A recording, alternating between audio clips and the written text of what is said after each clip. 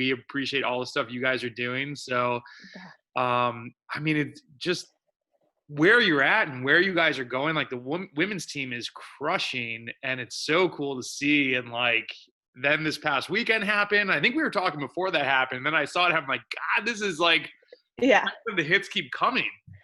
yeah, it's been so fun. That team is absolutely incredible. So how many women are there total? Because you guys just Gosh. added somebody else. Is it like 7? Yeah. I want to say. No, I think we're at like 12 or 13. Is it that big now? Okay, wow. Yeah. I'm like trying to keep up with all the things, and then there's like the European guys side coming on, and it's just like I it's so know. neat. I know, and we keep being like capped, and then there's an opportunity for someone totally incredible, and Angela's like, I know we're full, but we're gonna figure this out. It's gonna be okay.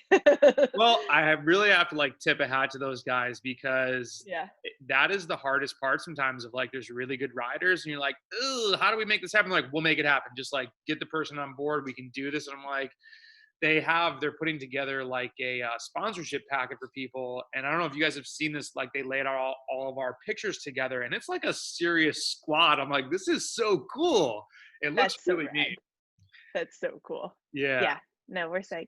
So before we get into, so the whole point, I've been doing a bunch of these different podcasts and bringing on people that other watchers can get something out of. So when I first started seeing your name pop up in all the Zwift stuff, I was like, oh, who is this person? I was like, oh, wow, she's an orthopedic surgeon. Having sold stuff like that and been in that realm for a long time, I kind of look at you as, sometimes I meet people who are like a C-level executive and they're like, I really love riding. I'm just too busy. I can't compete. I'm like, you know, you can. And they're like, nah, I'm like, I have a really demanding job. And there are people like you who have an extremely demanding job and you make it happen somehow. And so number one, there was that side. Like, I think a lot of women, men, anyone that thinks that they're too busy, like, check that at the door. This woman right here is crushing it. But number two, I think Zwift is a new thing that you've obviously figured some ways out working with the women on your team. And then people look back and read other blogs. Like, I watched the interview when you won the Masters Cyclocross Nationals, and you're like, oh yeah, I started in September. And they're like, so wait, you just started? You're like, yeah. Descent was really hard, but like, it was awesome. And I was like, this person's great. So oh gosh, yeah. There's a lot going on. So I kind of wanted to ask you, you know, one of the funny things about the article was you had made the comment that you like cross because it was like, you go hammer, it's, 30 to 60 minutes, just smash it. Road cycling, there's a little bit more of like the strategy and mind games, you would call it, whatnot. How do you see that, like with Zwift? Zwift is its own kind of like beast. Like, how do you see any lines between cross and Zwift, or do you have a preference between the two now, or are you getting ready in Washington to go try and do some cross stuff if there was no COVID? Like, where are you at with all this? Yeah, for sure. Are we recording right now? Are we like going? Yeah, like whenever. Okay, sorry. So I think that's such a good question. One of the things that I absolutely loved about cross was just the all-out nature of it, exactly like you said. And I just remember a little bit becomes obsolete because you are pushing a pretty high power meter and then you're getting off and running. And so I always be mad because I'd be like, I'm running, but my power meter reads 0. Now my like overall negative, like average is going to come down. But I just remember being goal is just to stay at 191 the whole race, keep your heart rate up there. And I like to do that, like you get out and you just pretty much go. And running a few years ago, my motto is pretty much try to cover every move, like race, like you can win it. Even in with the guys, which I never ever have really been able to win that many of the guys races because their sprints are up to, 1700. But I think that just being able to really go all out for an hour or 90 minutes in both cross or Zwift have been pretty similar. So you've been doing some of the men's races in Zwift? Almost exclusively, to be honest. Oh, wow. Okay. A little bit of it is because of the timing. So there's wonderful women's series, but right now the women's series is Monday, and I operate Monday, Tuesday, Thursdays. And it's really hard for me to get off Mondays at noon. Yeah. So I pretty much exclusively have been doing men's races on the weekends, and then maybe one day a week. So what do you think is there more like the gaming aspect of Zwift? Has that been easy to pick up on, or do you feel like with the way that you can compete in some of these races, it is just watts smashing? Is there, because, for people that haven't done Zwift or maybe getting motivated to try it this winter, they can read, you know, if you Google like how to do well in Zwift, there's a lot of like gaming aspects. Or Holden, I don't know how to pronounce his last name, Comu. He talks about, you know, like world tour pros coming on, and he doesn't think he's stronger than them, but they just don't know how to play the game yet. Like, is that hard to catch on to, or were you like, you got it and just rolled with it? No, I'm not going to lie. And they, you know, so many people who early on, I was like, I would text it to be like, what about thing? What's the latest bike? Do I use this? Do I use that? So I think there's a lot of subtleties that just a little steadying. So you can show up and have fun regardless of how much you put into it. But I do think to figuring out the game, so figuring out your reps, figuring out your bike, and then my like secret sauce is that I study. And the night before races, I prep the course, and I know at what kilometers the hills are going to be. I might try to find a YouTube of someone else racing it in the past. I try to figure people are going to go. You know, I am often dropped on hills, and so I just like I figure out what is the distance time. I just can tell myself, you know, it's going to be 130, you know, 130 seconds, whatever it is, and just I can count down so I know. So I do think that you can have fun no matter what it's Zwift, but a little bit subtlety in the corners definitely take a little time. So so that's very interesting, because there was another guy talking about how much he studied and prepared for races, and that if you don't, it's hard to be one of the best. So hearing from the best woman racing, what is the like, you know, I've Zwifted a few times and I get shelled, and maybe part of it is not being prepared. I remember one of the guys afterwards, they're like, you're not using the power ups at the right time. And I'm like, wait, what? And so why can't you just look at the screen though? Like the screen is telling you there's a hill coming. Most people are going to go.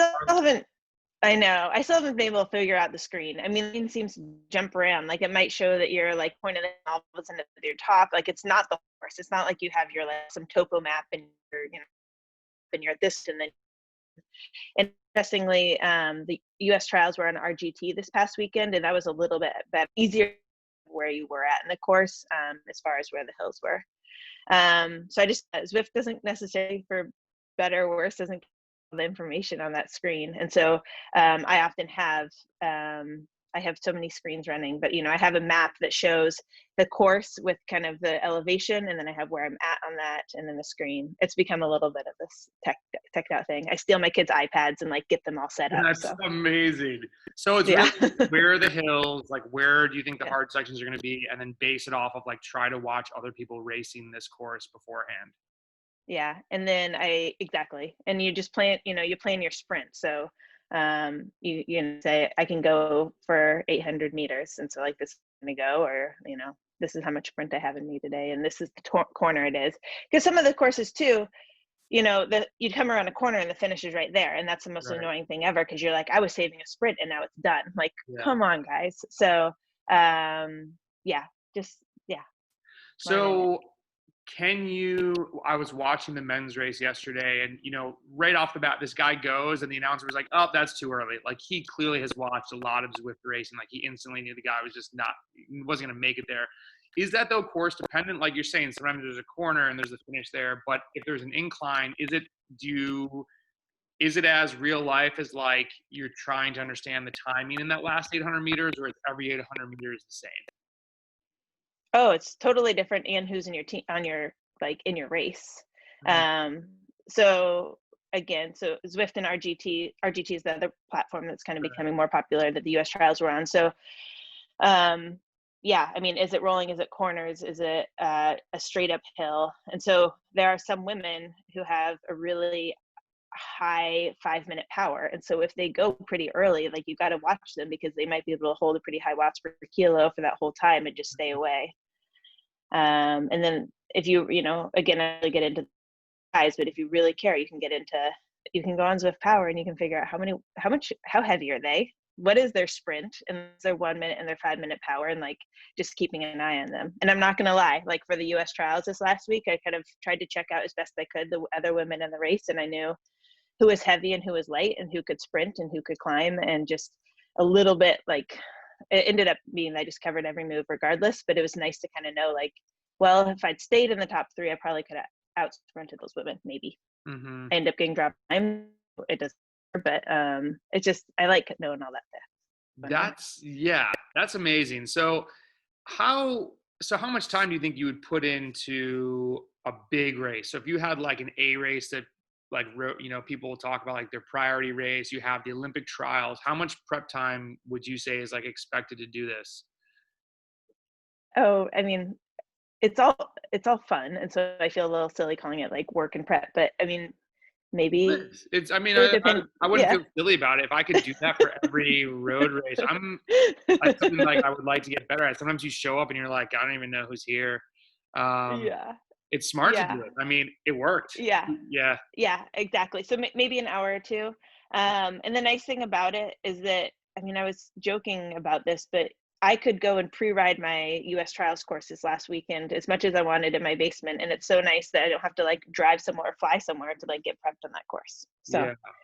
That's what Patrick was doing. He did like a pre-race when he was in New mhm. Jersey at his wife's parents' house. He's like, I I know. gotta practice this. I gotta know when this hill is and da da da da. How do you find so your schedule's got to be pretty crazy. Like how do you adapt training to life?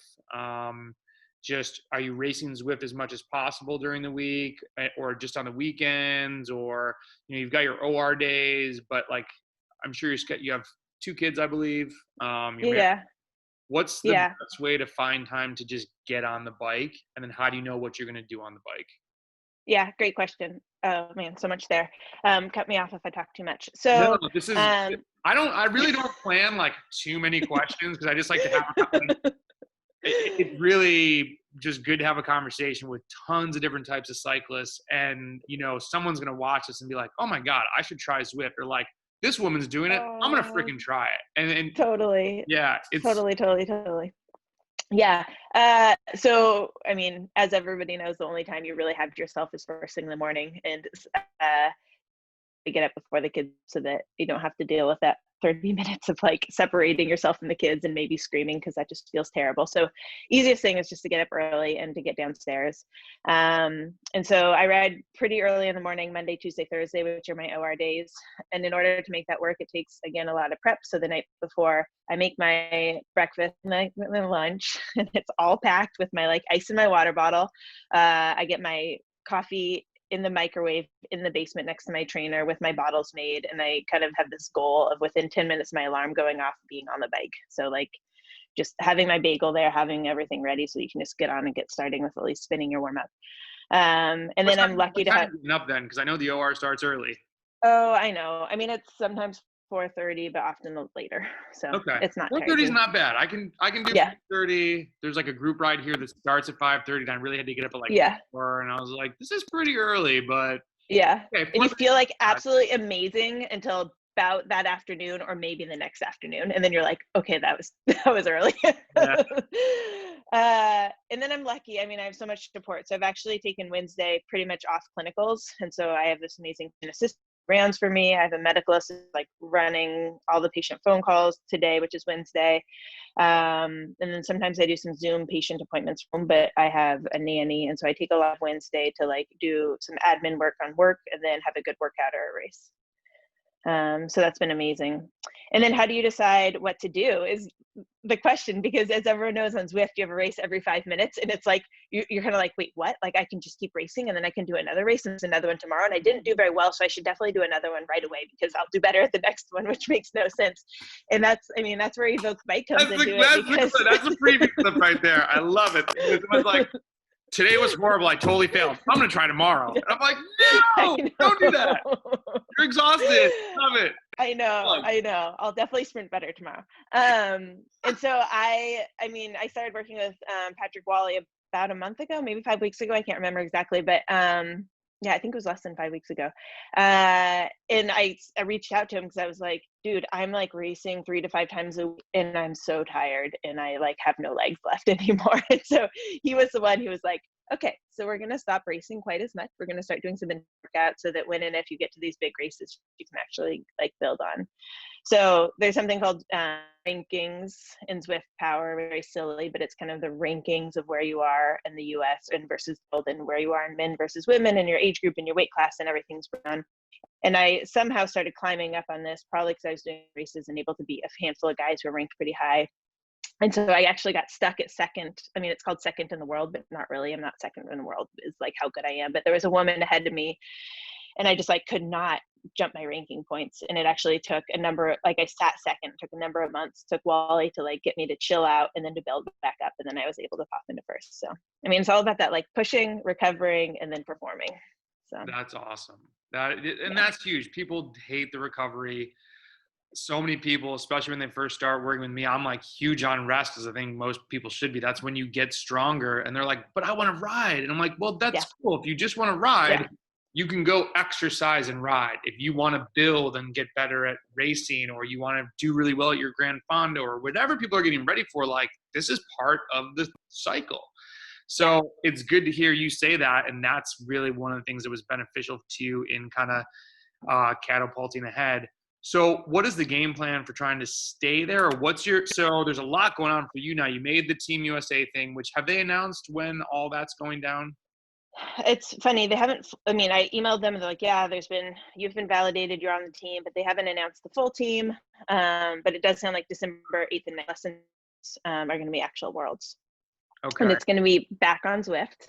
And then ironically, at the same time, there's a number of stage races coming up that are going to be on RGT through Project Echelon. So there's going to be 3-day stage races, which are going to be super fun to do with the women and just check it out. And I think, again, RGT, just like Zwift, is a different game, and it's going to take prep and time for all of us to figure it out. But I mean, where do you pedal on those corners? Where do you accelerate? And how does everything kind of feel in the game? So, do you have a preference of platform?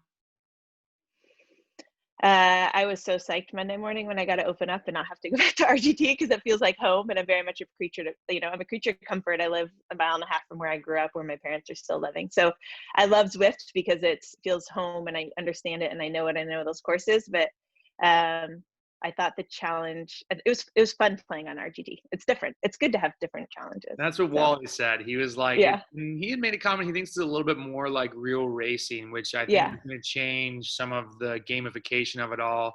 So, that's so funny that you are, wow, when I can see you being a creature of habit. A lot of surgeons that I met were that way, but you went from running, you're in cross, and then you're like, I'm going to do Zwift. Are you going to get into grapple? Yeah, I did a little gravel. I was actually prepping for Belgian waffle ride, and like love gravel. I feel like that again takes a little bit away of the mind game. I mean, I'm not going to speak poorly about road racing because I've never been high up in the road racing world. I raced a little in college. But what I do love about the idea of gravel is it really does seem like the strongest person wins. And it's not that the person who wins is the one who sits on the smartest wheels and then puts out the least power and then out sprints, which is fine. I don't want to talk poorly about road racing, but yes, love gravel. Love the idea of it, love technical descending, kind of love the self-reliance and the gear and the tubeless and just kind of figuring out your nutrition. And yeah, I mean, I got into cross after can I tell you the story really quick? Yeah, I'd love to hear it. Okay, so there's a place in Washington State called Mazama, and it's where like so many important things in my life have happened. We've gone there every winter to cross-country ski with my family since I was little. There's these huts where there's no running water, no electricity. And my dad literally like pulled me up in a saucer. Like he's so badass, like up this really long cross-country skied up. So when I was little, and we would just keep going back there. And I remember he dragged me along with all of our stuff. Like he's such a beast. I have all these pictures behind me of just like my dad doing amazing things. The badass just runs in the family, apparently. And yeah, he's so strong. He pulled me on a tandem everywhere growing up. But I remember where I was when I was going to go to med school. I remember talking to him through breakups. Like so much has happened there. So I was doing a trail run there about a year and a half ago, and I was still trying to be a kind of not elite runner, but I was trying to be as good of a runner as I could. I had a coach, and I just kept getting injured. And I just remember right where I was like, screw this. Like I am done with like this brokenhearted, like every 2 months running well, getting injured, taking another 2 months off, and like cross training and just hating it. And so I like started biking May a couple of years ago, so a year and a half ago, and just got really serious about it. And I had always biked and bike commuted. And then ironically, I was back there and decided to do another gravel race about 4 months later. And just crushed this gravel race, and I was like 6th overall, and up with some really strong guys. Really proud of my performance that day. And then we had one of those classic drive homes the day after that. So we got in the car. My kids were 1 and 3 at the time, and driving 6 hours with a 1 and 3-year-old is just so rough. And I got home and I busted out. I was like, I told my husband, I was like, I need exactly 1 hour. So again, like quick change, like clothes, go to the local park and just start like hammering loops just around the gravel. I didn't know, came home, plugged it into Strava, and I got all these QOMs. And I was like, there's QOMs on like these little parks around here. And it turns out that there's been cyclocross races there. And so I was 5 days away from like the next weekend where there was a cyclocross race. And I was like, well, if I got QOMs that people were getting during a cyclocross race, like I'm going to go race this. And so, we got my gravel bike a little bit like shortened up and raised up, and we went out to the first cyclocross race, and that was last September, and it just kind of took off from there. So it was really fun. That is so Strava for the win. That is, yeah, it was. Strava is an amazing thing. And just, it's such a cool, I actually had a buddy that I'd reconnected with through high school who's like, my favorite social media platform is Strava. And I'm thinking, and I'm like, I opened Strava up a ton.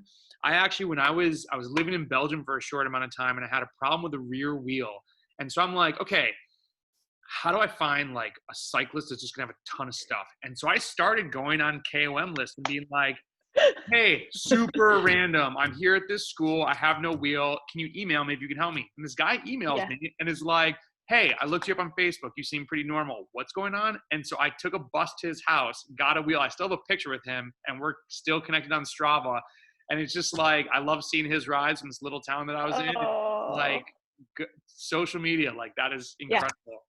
Oh, people are amazing. That's so cool. So cool. So you had mentioned descending, which in the cross race in Washington that you won, you didn't like, but I imagine the gravel racing out there has to have some gnarly descents. Have you gotten much better at it then? Yeah, I've done, I don't think I've gotten better at it, but I do like it. There's some teammates that I have this one amazing woman teammate, Jamie Van Beek, who's on my team here, and I need to like go spend more time with her. She descends like twice as fast as I do. No, I always prefer to go up and just muscle it out. But I mean, I just remember my forearms getting sore, your hands hurt. And like the funny thing is, in nutrition and gravel races, like when do you eat? Like, do you eat when your heart rate's 190 going uphill, or do you eat when you're like being blown off the bike going downhill? Like there's no good time to refuel. And these like gravel races are never an hour, right? I mean, of course not. They're going to be 9-hour races. So I feel like one of the challenges is trying to figure out like, all of that. No, I have a lot of skills that I could still work on, definitely, for all the descending and gravel. So we'll see. What do you think? What have you figured out? When do you eat? Because that is a challenging thing. And it's actually, funny enough, there was I'm sure people were racing gravel, but there was a course that we used to do back home that was the Bloomfield Classic. I think that's which one it was. It was a road race that was up, down, like some turns. You were never like just chilling. And that race, people would get shattered because they would forget to eat and drink. There was just never a time. You were just one of those roller courses over and over. And it was like you had to think. If you ate by hour 3.5, there were people that were just gone because they were bonking. And what do you think has been your strategy for nutrition? Because that is like, so many people don't have a grip on that, and that is what loses their race. I know. Easy access and liquid, I feel like. Because I love the taste of shot blocks. Like if you're going to give me a shot block versus a gel, like I would way rather eat a gummy bear than eat like liquid frosting. But that doesn't matter. Like just like take your shots, have thicker water. And then a lot of these people seem to be racing with camelbacks, which I freaking hate having. Like I don't like wearing a shirt and sword when I'm bike racing. That's going to become a thing. Apparently we're going to like wearing a shirt when you're live streaming. I don't like wearing backpacks. I just like want to feel like I don't have stuff on me, but I think it does make sense to have that nipple around you started doing the camelback, or are you trying to just do bottles? I haven't much, but I think it'd be a good idea. I've definitely like lost bottles on descents. I don't know. No, that was my lesson learned. We did Gravel Worlds and we rolled up and we were like, damn, the hitters have camelbacks. And we're like, well, whatever. And 5 miles in, it was like, pew! And I was like, I'm going to regret not stopping for that later. Yeah, for sure. Where was that? That was in Iowa. It's so cool. It's in, I want to say Winterset, and that's not it. No, sorry. Oh, my God. These guys are going to kill me. It's Nebraska. Okay. That's okay. It's Lincoln, Nebraska. Okay. Super cool race. It's called the like Bohemian Alps because it's just a slow, like long rollers and like up and down, and it's 150 miles. It's a really fun course. They change it every year, but it's like the same area. The guys that run it are fantastic. I really have nothing but good things to say about that race. I'm also sentimental towards it in that it was the first gravel race I ever did where it was happening and we were like supposed to get these bikes from our team, and they eventually came to us like 3 days before. So I'm like, Patrick, we're going. Like, you drive your ass out here. We're going to go to this race in Nebraska. And, you know, we rode these bikes for the first time and we got out there and we did okay. We were like 25th and maybe 30th. Dang, that's amazing. It was it was like all the huge hitters and we just learned so much. I mean, it's one of those things that like I don't even know if I think that was Patrick's longest ride, and we rode to it and back because we were staying 10 miles a day. Of course. It started at 6 a.m. So we're like, it's gonna be chaos over there to find parking. Let's just cruise over. Sure. And we thought it was a good idea. In retrospect, I think it was a good warm up. And then we got there and we raced and but if you are looking, it's probably kind of far from you, but what's the big gravel out there? There's Oregon Trail. Is Oregon really cool? There's Oregon Trail. There's a lot. And honestly, I mean, I was just getting into this spring and then COVID came, so I don't feel like I've really seen the whole local gravel world. But there's definitely a wonderful Washington State series this guy Jake puts on, who's amazing. And then there's some Oregon races as well. And it's might be a year or two before I get back there, but I was so excited about Belgian Waffle Ride because of that freaking movie. Have you seen that movie? There's like a movie that's, oh man, I don't remember the name of it, but Sarah Stern wins it that year, and it's like so amazing. And it's just, I don't know, they dramatize it, and it's a silly video, and just is everything that you love about gravel, of like goofy people like completely throttling themselves. Not too serious, but like so hard. So. Yeah, so hard. And that's the thing. I think I like while it's a lot of like climbing over the day, gravel worlds, I think I have a chance that I could do really well at because there's no crazy descents. In Oregon, I would never win because like some of these dudes were lying, and I was like, I'm getting dropped in the descents this week. Okay, got it. See you guys. Yeah. And, and I mean, I went mountain biking with a friend from high school. And I remember I'm like, and I hear from like way down, he's like, last break. I was just like, thanks. I don't have that. I don't know. Maybe I would try BMX when I was little or something. I have such mixed feelings about that, man, because I mean, I'm with you. And I mean, I'm a surgeon. We don't have any disability really. Like if I break my clavicle and I can't operate for 6 weeks, you still pay your whole overhead, you know, like when I had my maternity leave, I went back at 2 weeks and at 4 weeks because we still I was still losing money, you know? So I don't know, like I want to push myself on those distance, but I probably will never be a great racer because I just don't want to. I don't know. No, I don't want to take that risk. You know, people get concussions. My buddy who's an orthodontist said the same thing. And I had a guy that I was, we had done a couple cases together and I went in to meet with him and he was like, so I want to let you know I'm leaving. And I was like, oh, that sucks. Glad I just got your business, but where are you going? What's up? And he's like, when you don't have cases, how much money do you make? And I was like, $0. He's like, when I don't have cases, I lose money. He's like, I got to pay the guy that runs this place. We got to pay for the building, So he just couldn't get his thing running. And it really made me think, I mean, most people don't realize, and that's one thing that I really think is amazing about what you guys are doing, is not only dealing with patients, you're running a business. And people don't see that. You've got your staff, you've got the hospital, and the hospital is like a job in itself managing. I don't know what your hospital's like, but I've seen surgeons that are like ready to pull their hair out sometimes. So nutrition is such an important thing. When you had mentioned you're getting out, let's go back to Zwift for a second. You're inside 4:45 in the morning. You've got a bagel there. Are you going to eat that before you ride, or are you just popping on and ripping it? And when you're like, the bagel is the chill down food, or how do you do you focus on these races are usually 45 to 60 minutes ish? Yeah. So like, you don't really have to carb load too much. Like, do you have natural tendencies in your diet to eat more carbs, or are you just kind of like eating what you can that's healthy when you can in between cases and managing a family and whatever? Like, is it just free for all? Oh man, it's like, how honest do you be? So I'll be fully honest. This is so good, because what would optimal be? And then like, seriously though, like there are, even though we know not to grab the bag of chips, like I would walk out of a case and just like, you guys have to be so, I wasn't even doing the damn surgery, but like people are asking you questions and something goes wrong and you walk out, you're like, whoa, man, that was brutal. And I'm like, I'll eat all those cupcakes that are on that table and the cookies. And in 2 minutes, I'm going to cry about it. But right now, this is what I need. Like, so it's good that you don't have to be honest. Like sometimes like the OR is horrible. There's so many bad. All those things. Yeah, for sure. All those things. So I've actually made that a work of mine in the last like 9 months, is just to figure out like, how do you not eat all those bags of mini like Snickers and peanut butter cups that are everywhere in the hospital.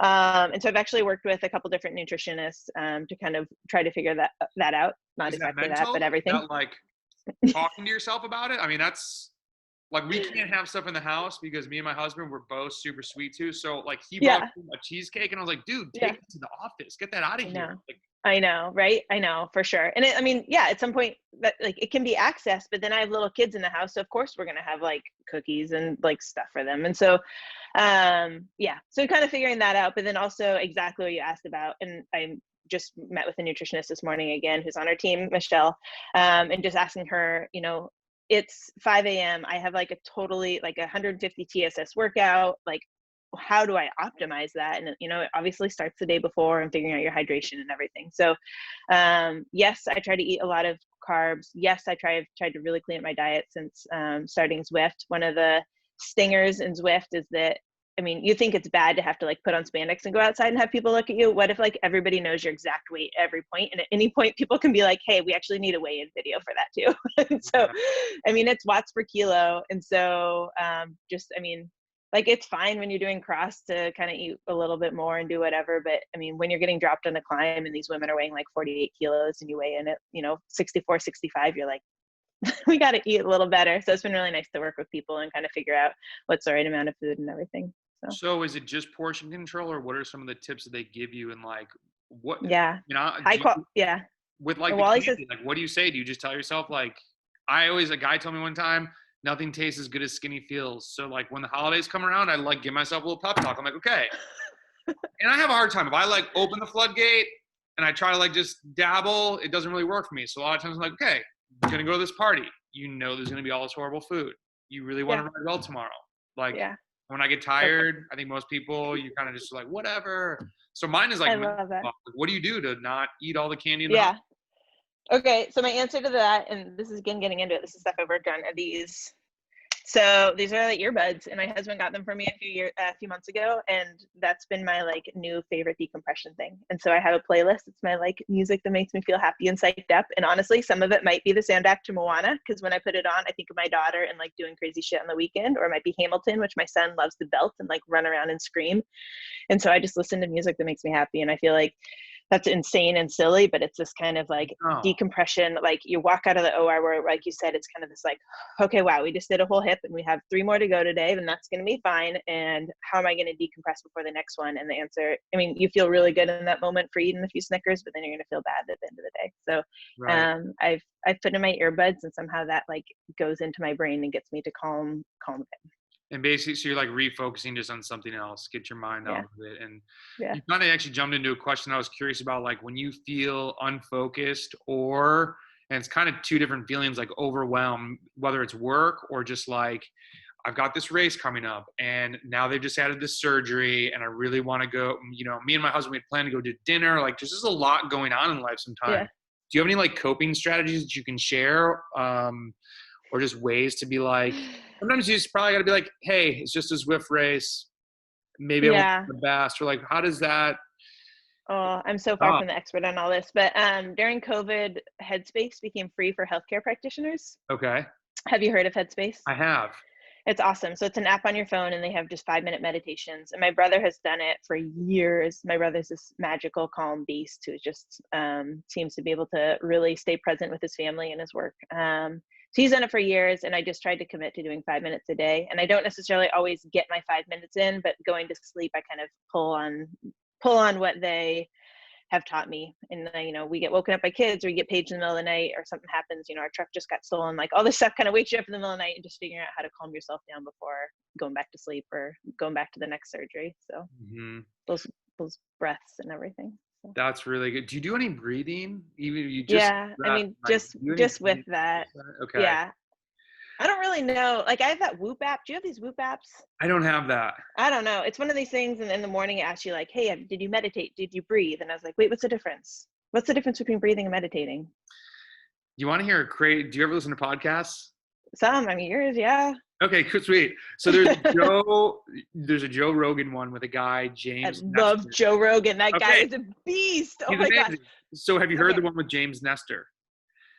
Google this, and I can send you the link. Yeah. James Nestor wrote the book Breath, and it's all based off of like some different experiences that he has, but it's crazy how we have changed biologically because we've become mouth breathers. And like there's a lot with when we evolved, how our nostrils used to be up more and they've come down more, and how people, and I thought this was BS, and I texted my friend to like see if he knew. He's like, oh yeah, kids' mouths are becoming their palate is bending, I believe it is. Don't quote me on this. It's crowding their mouths, and that's why they're having all these issues with teeth. Like there's a lot of things that kids have now that never existed before. Like I don't want to say they're like deformed, but they're growing in wrong. And so there are these like spacers that people can put in. And so this guy, anyways, I won't steal the whole podcast. You should listen to it. It is absolutely riveting. I started taping my mouth because you want to be using your nose, and I sleep so much deeper. And if you get up to pee in the middle of the night, some of it is I don't know the hormones exactly. When you're mouth breathing, you're triggering something in your brain that doesn't think you're sleeping. So it's like, oh, you should go to the bathroom now. I stopped peeing in the middle of the night. I'm like blown away. So I posted this on Instagram, and other people have done it, and they're like, this is life-changing. And I'm like, it is nuts. My dad, so they say there's like a culture where when they see their little kids breathing through their mouth, they just close their lips as a baby. So they know they just only nasally breathe. My dad had to use a CPAP and like taught himself to nose breathe and got rid of it and stop snoring. People will stop snoring. The podcast is literally like, if you can nose breathe, your life will change forever for like all these ailments. And it's true. Like you can go down like a Google black hole. But yeah, James Nestor on Joe Rogan. Breath, I've been trying to do. I use AeroFit. It's like a device to train and get stronger, train your respiratory system. And some of the stuff that this guy James talks about, like when I was first doing this, my body was generating so much heat that I like couldn't do it with clothes on, or I would be dripping wet. And he talks about these like Temo breathing sessions where when you first start getting into it, your body's not used to like breath work, and it kind of freaks out. And it's your I'm blanking, the nervous system that you can't control. And once you get it under control, and once it's like used to doing it, you like stop sweating. And he started talking about that. It made me feel like, I actually texted Wally when we both got these. This was back last November. I'm like, dude, are you like sweating when you do this? He's like, profusely. Like, what's happening? And Wally. It's a very normal thing until you do it. But okay, so nutrition's dialed for that, for gravel. What are you working on it? Yeah, working on it. That always progress over perfection, right? Yeah. You said that, but what do you think is through cycling from, you had mentioned collegiate up till now, what do you think is your one, or if you have a couple like favorite failures where you think you kind of really grew from that? And it doesn't actually have to be cycling. Maybe something happened outside that like, I mean, I'm sure there's other things in my life I think about that are like, I failed and it, like I took that energy towards cycling and it became more of a positive thing. Oh man, that's such a good question. I definitely, I mean, this is so vague, but I definitely have crashed a ton in both cross as well as in a Grand Fondo. I did the Winthrop Grand Fondo up in Canada. You did that, didn't you? I was second woman, but I was the first one who didn't have like a team working with them. Like there was 2 categories where like some of them it was like a team, and then another one where you just had a mass start. It was kind of funny how they ended up scoring it. So yeah, I was the first one that didn't have like a group of men like protecting them. Yeah, but I mean, I've had and then I've crashed in college races, and definitely had various things that have kind of tried to pop back up on the bike. And I think even like when I'm teaching my kids to bike, I have a 2-year-old who can ride a pedal bike without any training wheels, which I'm very proud of. Okay. But just teaching them, like, when they crash, when they, like, you like get them right back on. It's not like, okay, wow, you're like bleeding from your knee, we're going inside and washing it off. It's like, no, okay, we're getting back on, and I feel like just figuring out how to have that get back on the bike mentality has been really important. That's a really good Yeah. one though. I think because I know you for 40 minutes of a podcast and like looking up a little bit, but confidence and believing in yourself is a huge thing that a lot of athletes, and I think just as humans, we question ourselves. And even though I think I'm a big fan of social media, I think there's a lot of positives that it brings out. I think things like Strava, I've had people be like, oh, I can't go to that race, I've seen that person's watts.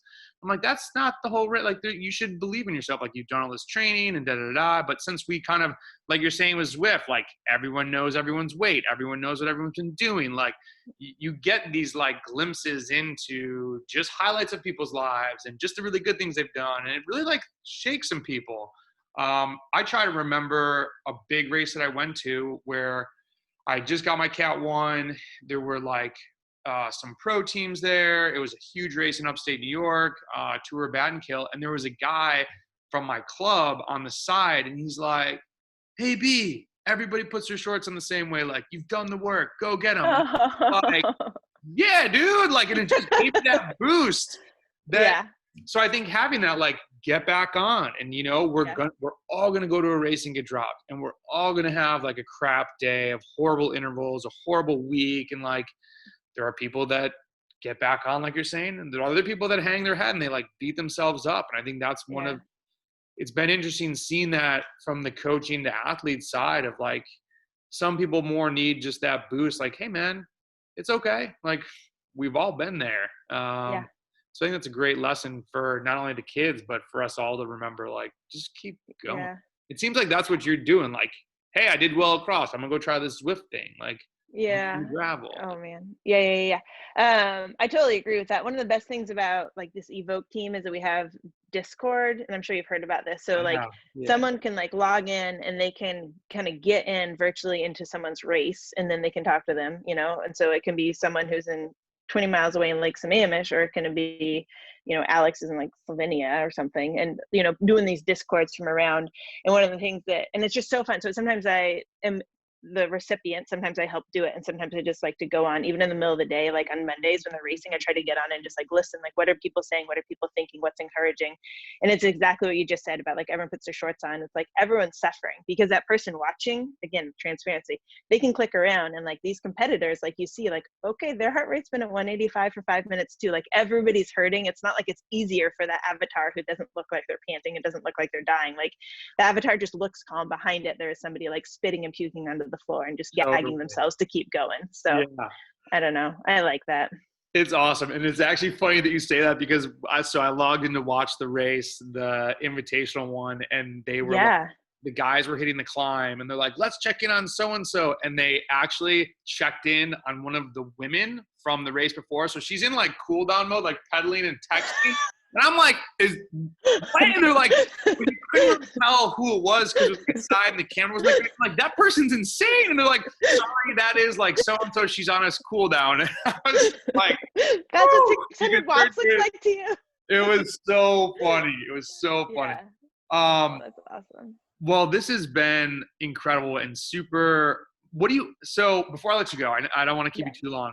With the USA thing coming up, and do you know who exactly is on the team now? Because there's 3 of you that got selected, correct? Yeah, totally. Krista is this amazing woman. She's a pro rider from Raleigh, Raleigh Cycling, and I don't know too much about her. I feel like she's 25 to 30. And then this is so rad. Like, again, it's so funny because I kind of try to get off social media, because I feel like when I'm on social media, I'm like a little bit psyched about seeing people's baby pictures and doggy pictures, and then a fair amount of like comparing myself of like, what do they look like? What are they doing?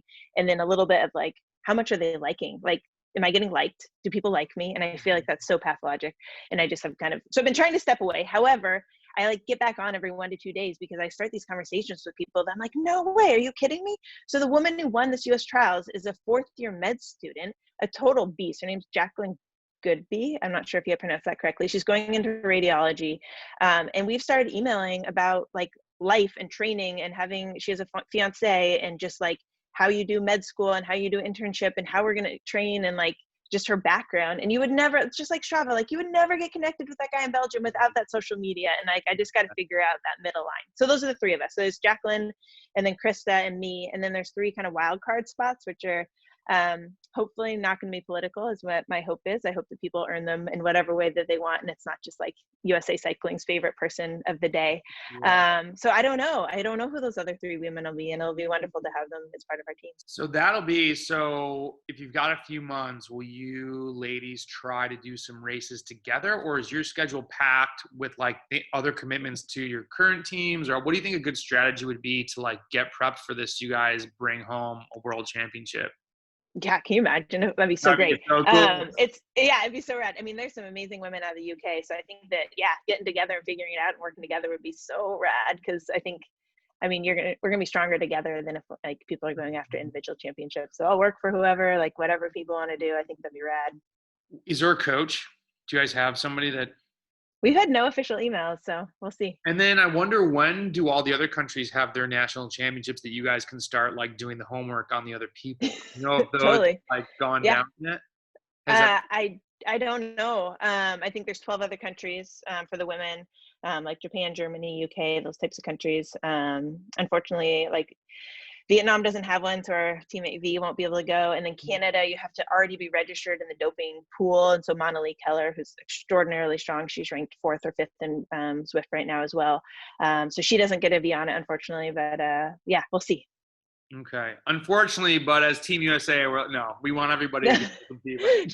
She came over and she was my like in life DS. She like helped me during my trials, and then brought me cookies. That. And I was like, so did you guys live super close to each other?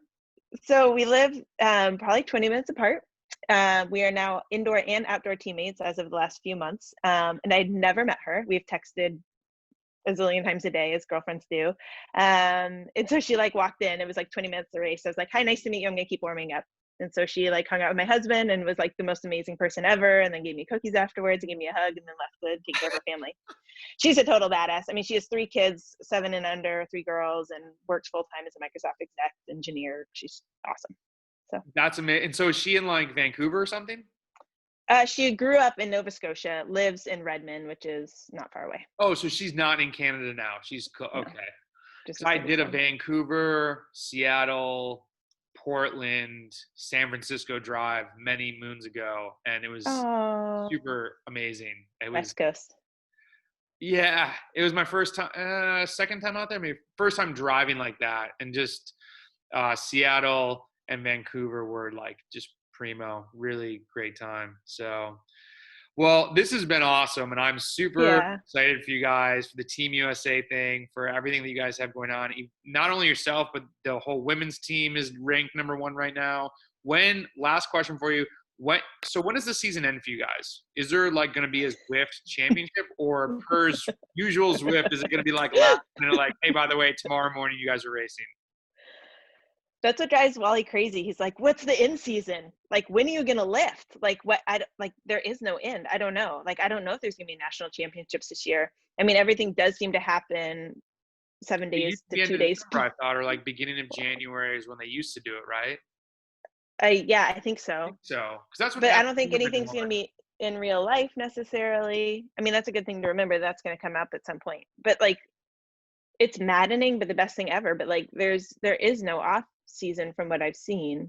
And I mean, maybe I shouldn't be saying this, but I think that these stage races are super fun and super great. But honestly, my favorite thing about Zwift is going out and like racing the guys on Saturday and Sunday mornings. There's like a series that goes year round, and they're so hard. The Sunday morning is 100K, the Saturday morning is 50K.